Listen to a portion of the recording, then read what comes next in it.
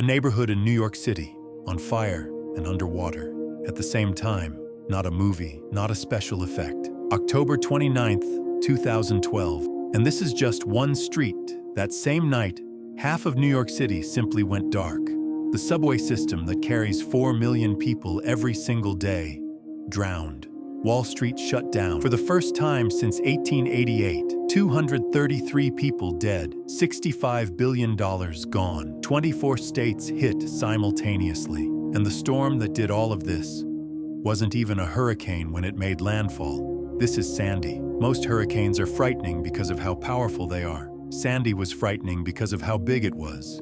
At its peak, Sandy stretched 1,100 miles across. That is not a typo. 1,100 miles. The largest Atlantic hurricane ever recorded in history. Its hurricane-force winds extended 175 miles out from the center in every direction. Most hurricanes?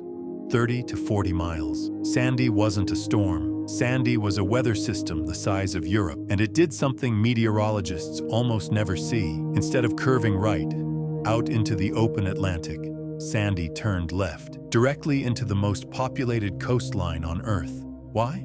A blocking high-pressure system over Canada acted like a wall. Sandy had nowhere to go except straight into New Jersey and New York. It wasn't just bad luck. It was a perfect meteorological trap. Then Sandy did something even stranger. It merged with a cold Arctic storm system pushing in from the west. Scientists had a name for what that created: a hybrid superstorm, part hurricane, part nor'easter, all destruction. October 28, 2012. New York City goes into lockdown. Mayor Bloomberg orders the evacuation of 375,000 people from low-lying areas. The entire subway system shut down. All 3 airports closed. Schools closed. Broadway dark. New York City, the city that never sleeps, went to bed early and prayed. October 29th, 8 p.m. Sandy makes landfall near Atlantic City, New Jersey. But the worst damage isn't from the wind. It never was. It's from what comes next. The storm surge, a wall of ocean water pushed by Sandy's massive wind field, 13.88 feet high at Battery Park, racing toward Manhattan at highway speed. The East River overflowed its banks, not a little, not gradually. It just stopped being a river and became part of the street. 7 subway tunnels under the East River flooded. Over 10 billion gallons of water poured into the system that the city had spent 108 years building.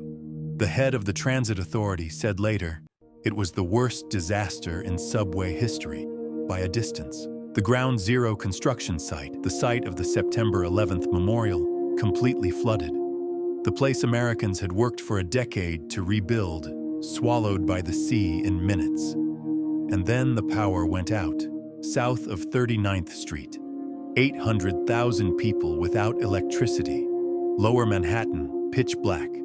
From the air that night, you could see exactly where Sandy's surge had reached, just by looking at which lights were still on. Now I need you to think about something for a moment. Breezy Point, Queens, New York, a quiet beach neighborhood, mostly Irish-American families, teachers, firefighters, cops, people who had lived on the same street their whole lives. Here is what happened to them. Sandy's surge flooded the streets of Breezy Point so deeply that fire trucks physically could not get through. At the same moment, salt water from the surge short-circuited the electrical system inside one home. It caught fire. And with 80-mile-per-hour winds still howling overhead, that fire jumped, house to house to house. 190 firefighters responded. They could not get to it. They could only watch. By morning, 126 homes had burned to the ground in a neighborhood that was simultaneously flooded, fire and water, at the same time, in New York City. And somehow, not a single person died in that fire. Because the evacuation orders had worked, the neighborhood was empty. The only thing that burned was everything they owned. In the days after Sandy, the cameras went to Manhattan, to the flooded subway, to Wall Street, to the famous skyline. But the real story was somewhere else. In the Rockaways, a densely packed peninsula jutting into the Atlantic, the storm surge had swallowed everything at ground level.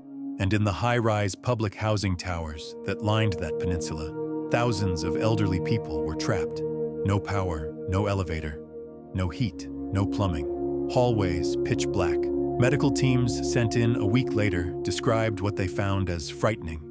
Thousands of people living in darkness, some in their own waste, waiting for someone to come. In New York City, in 2012, volunteer doctors and nurses set up pop-up clinics in parking lots and church halls, going floor by floor through darkened buildings, knocking on doors, finding people who hadn't eaten in days, who hadn't had clean water in days. Staten Island was hit hardest of anywhere in the city. 42 of New York's 43 storm deaths happened there. Entire houses lifted off their foundations and moved into the middle of streets. A full-size tanker ship washed ashore on a Staten Island beach like a toy. Families came back to find their homes not flooded, gone. Foundations, debris, sand. The ocean had simply taken them. New York rebuilt.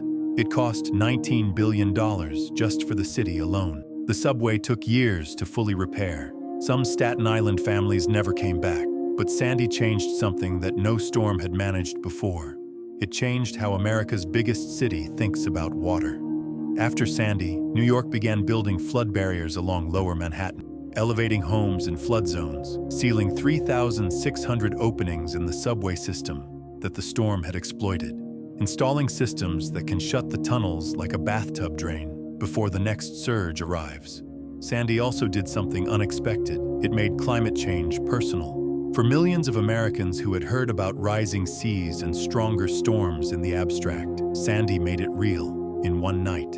In the most famous city on Earth, $65 billion in damage, 233 lives lost, 24 states hit, 1,100 miles wide. Sandy was the largest Atlantic hurricane ever recorded. It shut down Wall Street, drowned the subway, set a neighborhood on fire while flooding it simultaneously, and left thousands of elderly New Yorkers trapped in the dark. And the scientists who study these storms, they don't call Sandy a freak event, they call it a preview. New York is ready now.